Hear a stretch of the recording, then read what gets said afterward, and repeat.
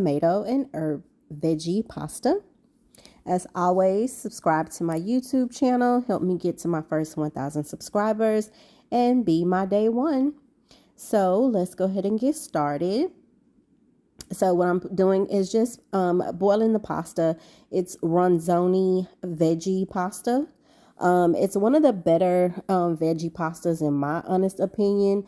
I don't like the wheat pasta because it's kind of scratchy when you chew it and stuff. You can like taste the wheat in it, so I don't like wheat pasta. But the ronzoni veggie pasta is one of the better veggie pastas out there.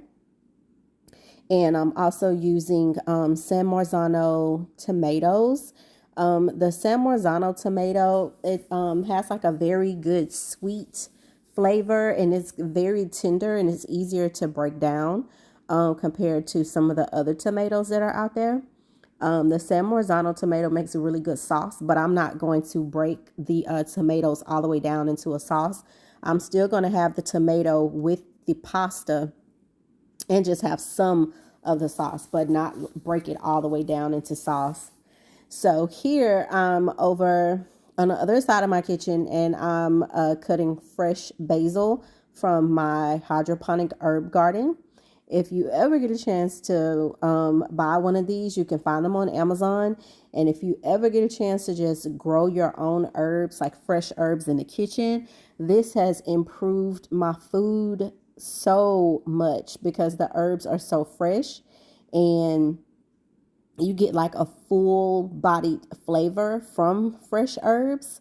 And it just basically has like brought my all my dishes up a notch by having the fresh herb garden in the kitchen.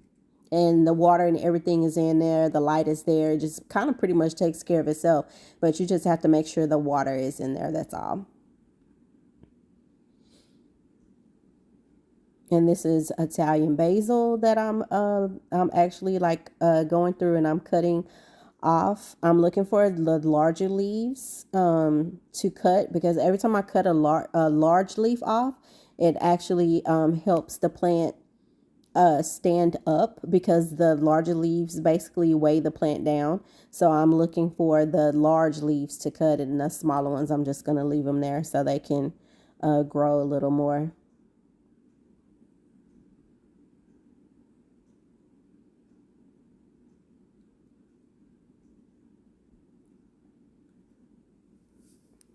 So there's the basil, the fresh basil.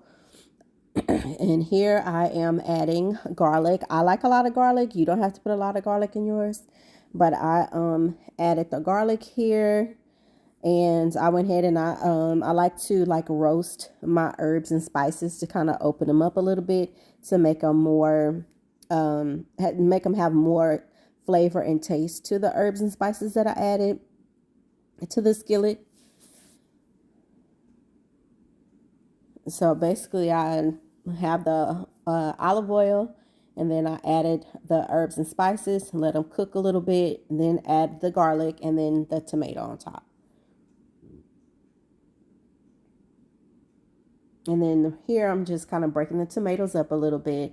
Like I said, I'm not going to break them all the way down. I'm still going to have like the the chunks of tomato in the pasta.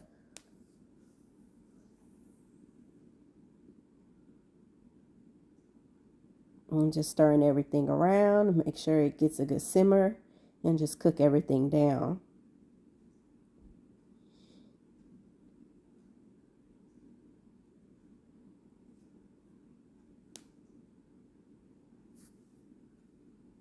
I'm going to zoom in a little bit. Yeah, I'm just basically just stirring it around, trying to make sure it doesn't burn. Adjust the fire, on the temperature on the stove, and make sure it doesn't burn. So there I added the herbs that I added here were cilantro and oregano. So it's multiple herbs added to this dish.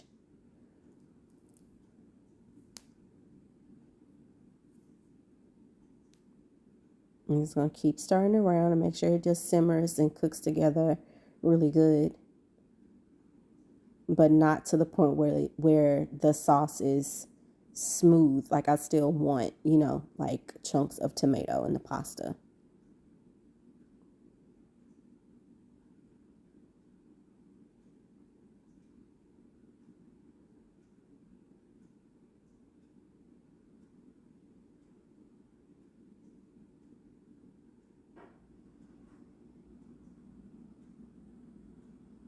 And now I'm going to add some spinach. And at this point, you add spinach, you're almost done because the spinach doesn't take that long to cook. So we're almost finished with everything now.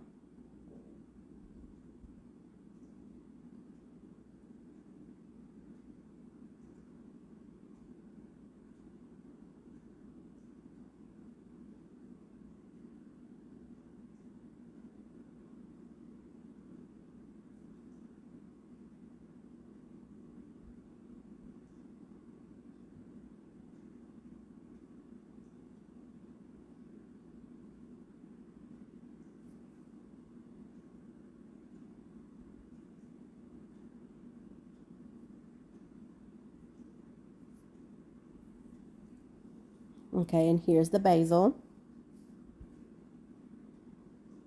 It's so fresh. Look at it. It's so pretty and green. And then I'm just going to stack the leaves one on top of the other.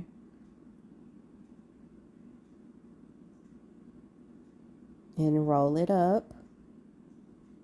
And then slice it.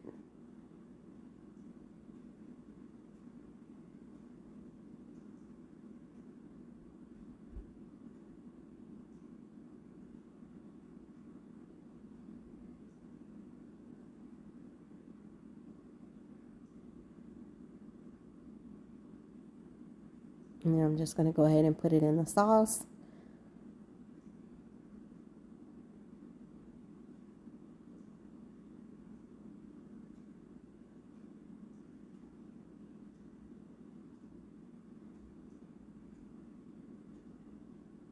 And there's absolutely no meat. So this is a vegetarian meal. It's also vegan.